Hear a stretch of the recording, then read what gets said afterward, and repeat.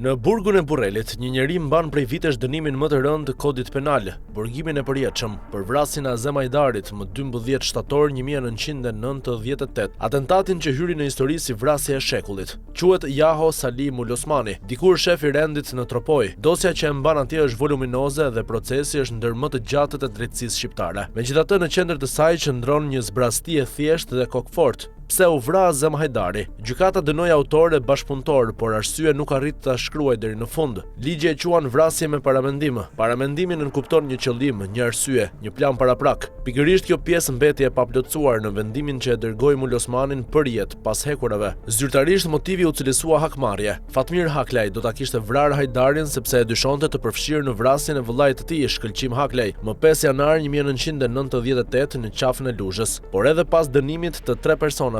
Arsyeja e vërtet pse u ekzekutua një deputet në mes të vendit mbeti e pathënë. Një dënim maksimal u ndërtua mbi bazën që gjykata nuk e emërtoi. Ka një hollësi që e ndjek të dosjes si hije. Gjatë rigjykimit i dënuari si bashkëpunëtor, ish truproja e Sali Berishës, Izet Haxhia, kërkoi më shumë se një herë që në sallë të thirrjeje të dëshmonte vet Berisha, të cilin e akuzoi hapur si porositës të vrasjes. Kërkesa u rrëzua, kështu procesi për atentatin ndaj një deputeti u mbyll pa u dëgjuar 3 nga njerëzit që dinin më shumë se kushdo: Berisha, Haxhia dhe vet Mulosmani. Një gjykat ka të drejtë të vendosë këtë dëgjoj. Por kur njeriu që një akuzuar e quan urdhërues, nuk ulet asnjëherë në karrigen e dëshmitarit, ajo karrige bosh, flet vet.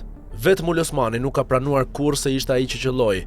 Sipas versionit të mbrojtjes së tij, dora që shkreu armën ishte e Fatmir Haklajt në një çast që doli nga kontrolli, ndërsa Mulosmani u përpoq ta ndalte. Nëse ky version qëndron, atëherë njeriu që sot mban dënimin më të rënd nuk ishte ekzistuesi, por dëshmitari më i afërt i një krimi që nuk e ndaloi dot. Është një distinksion që në një çështje me burgim të përjetshëm nuk mund të kalohet me heshtje. Në rrëfimin e tij të parë pas 14 vjetësh burg, dhënë për gazetaren Mira Kazhani, Mulosmani nuk kërkoi mëshirë, kërkoi rihetim. Ai pohoi se rihapja e dosjes do ta çonte drejt motivit të vërtet. Foli për një takim që kishte planifikuar atë ditë dhe për emra që zgjodhi t'i mbante për vete, dhe lat kuptoi se dyshimet për vdekjen e vëllait të Haklajt kishin shkuar dikur drejt zyrave të Partisë Demokratike. Është shëndrim i pazakontë një njeriu që në vend të heshtjes kërkon që dosja e tij të rihapet, jo të mbyllet. Mbi të gjitha rëndon një simetri që rrallë përmendet. Të gjithë të dënuarit, Mulosmani dhe vëllezërit Izet, Ismet dhe Ismedin Haxhia, ishin njerëz pranë kryeministrit të asaj kohe, me poste e afri me pushtetin, ndërkaq ai që përfitoi më shumë politikisht nga vdekja e Hajdarit mbeti jashtë çdo banke të akuzuarish. Atentati u bë shkëndija e 14 shtatorit 1998,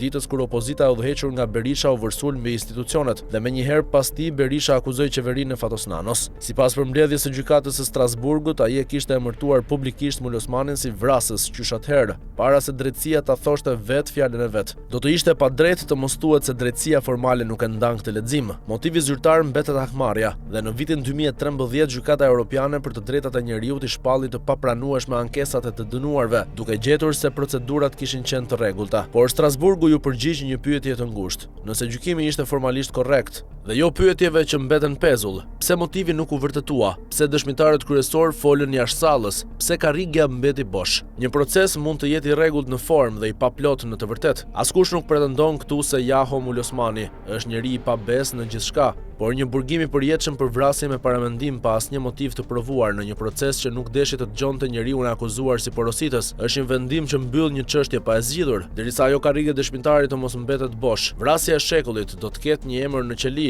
por jo një përgjigje. Dhe pyetja e vetme që ka vërtet rëndësi do të vazhdojë të varet: pse u vra në të vërtetë Azem Hajdari? Dhe kujt i interesonte që kjo dosje të mbyllej me një motiv të pashkruar?